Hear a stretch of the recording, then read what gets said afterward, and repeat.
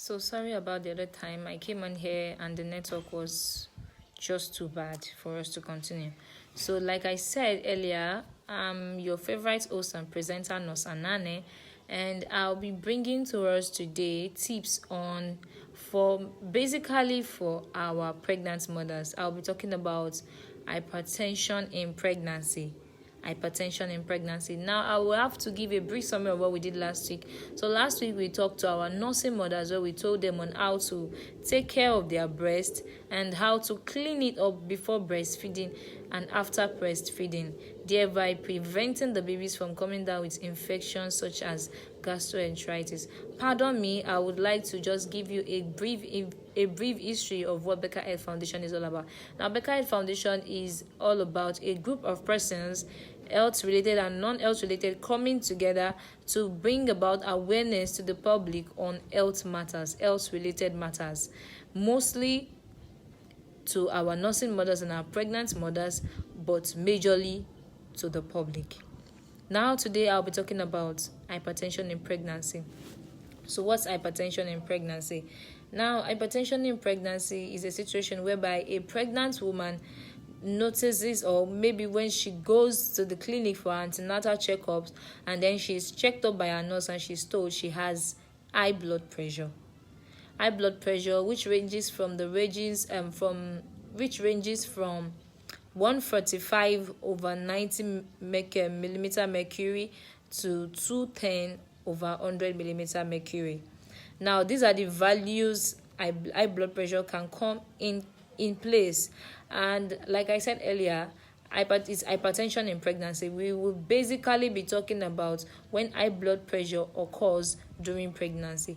Now, a lot of pregnant women, some of them don't actually have high blood pressure before getting pregnant. But along the line, they notice that when they go for antenatal checkup, their nurse or doctor or health professional, as the case may be, decides to tell them, "Oh, my dear, you have high blood pressure. And when does it occur? It occurs mostly after 20 weeks of gestation. That is, after 20 weeks of pregnancy. That is, the woman is already pregnant, and then after 20 weeks, that is 5 months after getting pregnant, she notices her blood pressure always goes high and high. So that's what we'll be talking about today. So, brief history on high blood pressure in pregnancy. Now, there are some cases whereby a young lady has never had high blood pressure before getting pregnant, and then after getting pregnant she notices, or after delivery. There are some very rare cases that when the woman delivers a baby, then she notices she has high blood pressure, or her health professional tells her she has high blood pressure, and it is actually treatable and manageable.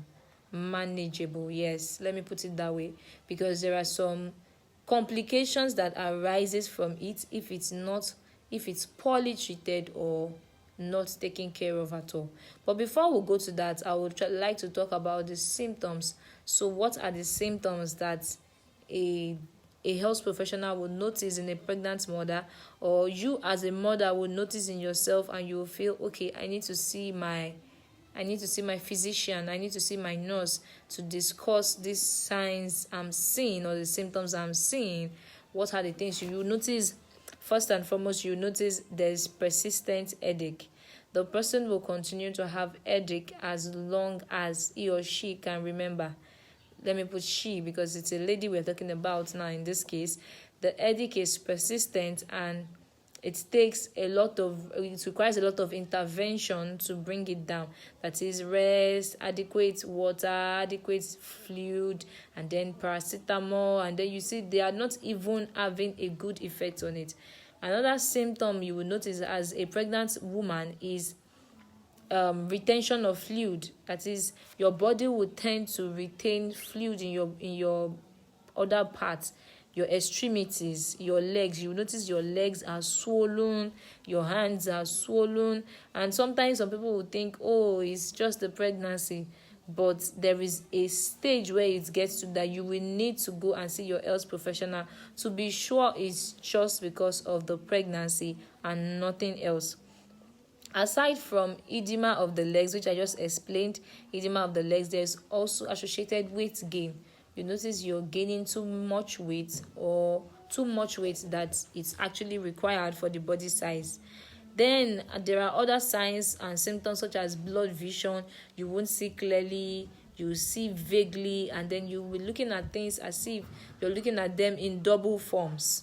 So there are other symptoms too that are associated, a lot of them. But the most prevalent ones is the headache, the weight gain, the excessive retention of water in the extremities such as the legs and the hands.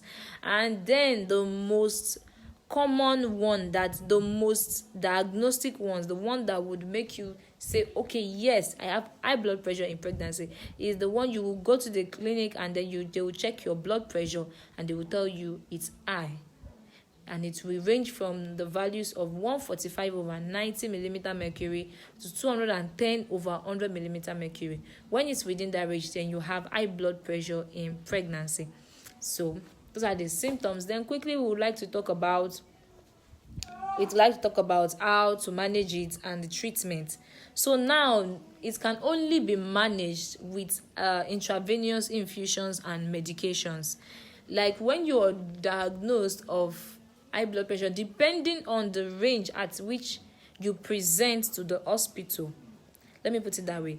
There are some times that it might not be too high, maybe at the level of 145/90, and then your health professional might decide that, okay, it is something he or she can manage with a dietary plan. That is changing your diet, changing the kind of things you eat. Then they might decide to allow you to go home and take care of yourself. But in some cases whereby the thing cannot be managed with just diet, and the values of 180 to 200, it cannot be managed with diet. It has to be managed with intravenous medications. The pregnant mother will be on admission for a particular number of days until the blood pressure is able to be controlled to a minimum level of 145 millimeter mercury. Now, that is to say, as a pregnant mother, there are some diets you will need to avoid. There are some things you will need to avoid. When you've been diagnosed of hypertension while being pregnant, there are some things you need to avoid as a pregnant woman, and not take too many of them. Avoid them so that it doesn't complicate your issues. Now, I forgot to mention that another basic symptoms of this hypertension in pregnancy is protein being present in your urine. Now, you will go for your antenatal checkup, which pregnant mothers do, and then you'll be asked to do a urinalysis. They will ask you to produce your urine, and then when the urinalysis test is done, they will discover there are traces of blood clots or platelets in your urine, or there are traces of protein in your urine. That is also a significant sign of hypertension in pregnancy. Now, when you have been diagnosed of hypertension in pregnancy, it is advisable as a pregnant mother, you need to avoid too much intake of protein. You need to avoid too many intake of protein. You need to avoid too much intake of salt. There are some things you need to change and normalize in your diet so it doesn't complicate the baby's condition. Now, in some situations whereby the baby is still before 37 weeks of pregnancy, all mothers know that when I mean 37 weeks, that is still before due delivery date. What they do advise as a mother is you are admitted in the hospital and you are being treated and given drugs to induce labor, that is to help push the baby out. Because in some cases, or in most cases, let me put it that way, in most cases, after the delivery of the baby and the placenta, it is noticed, or studies have shown, that most mothers, the blood pressure suddenly drops and becomes normal after the delivery of the baby. And I've said earlier that hypertension in pregnancy can also occur after delivery, which is what we call the eclampsia. After delivery, and it occurs in rare cases. A woman might have just delivered a baby, and then you notice, you check the BP, and the BP is super high. and you're wondering what's the cause.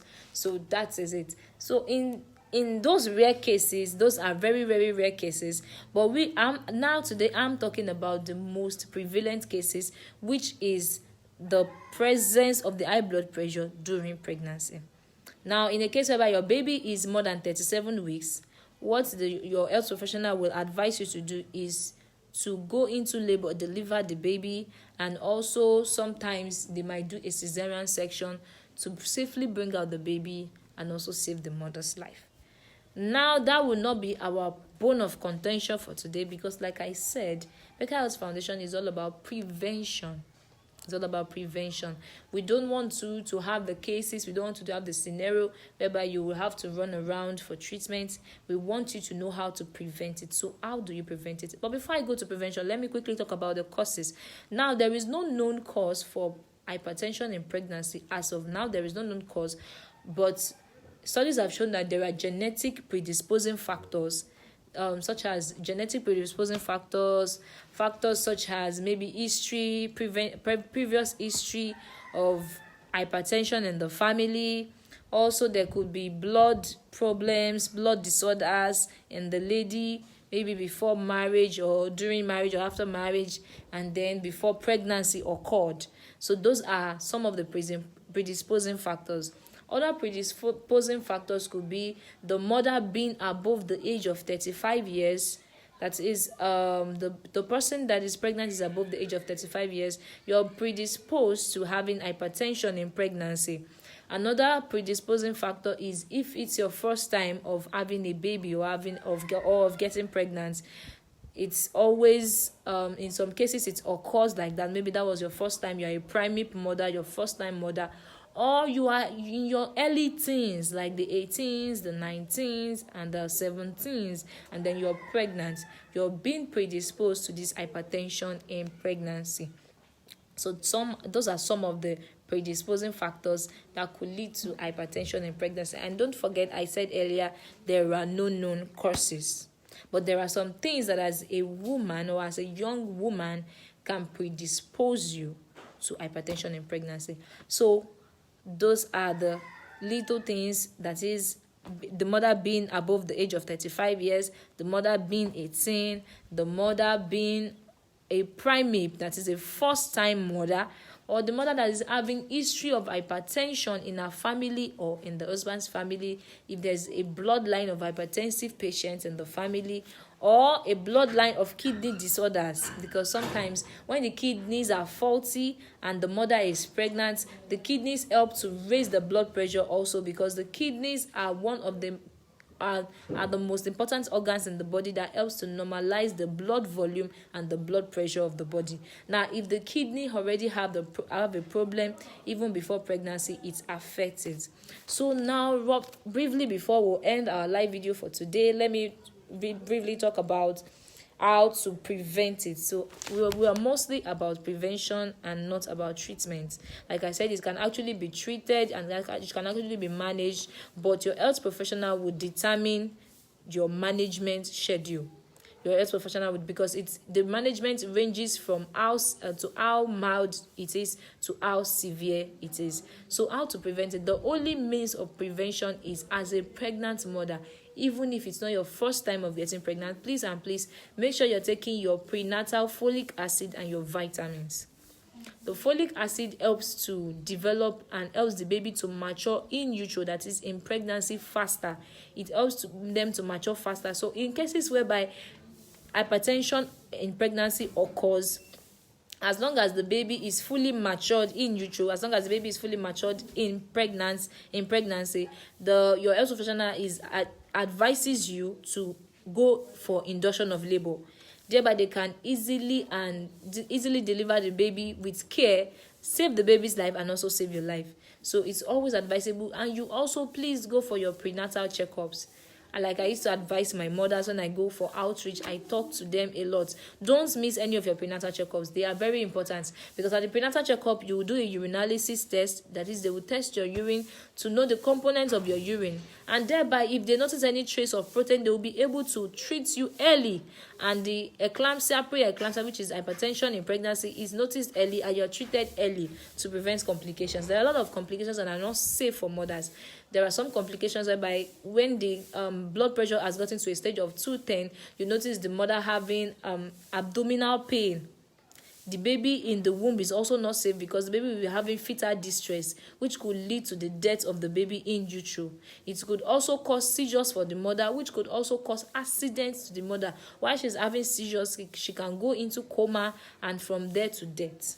So there are a lot of complications that are not actually safe and secure for mothers. That's why we always advise, go for your antenatal checkup. Don't miss any, because there might be one that would help to maintain your health, and also check the health of the baby, check the fetal heart rate, how your baby is breathing, how the baby's heart beats. Everything will be checked when you go for your prenatal checkup, and also the size of the baby. So it's very, very important. So that is the only prevention I have for us as mothers. Please and please, when you're pregnant, don't miss your prenatal checkup. Take your prenatal drugs, your vitamin C's, your folic acids, your fesolates. Take them, because they have importance. They have what they are doing for the baby. They have the way they are nourishing the baby, and it's very, very, very important. So that will be all about hypertension in pregnancy. I wouldn't want us to bombard. That's the little I want pregnant mothers to know about hypertension in pregnancy. So that will be all for today. So I'm glad for all that joined, and those that couldn't join, don't worry.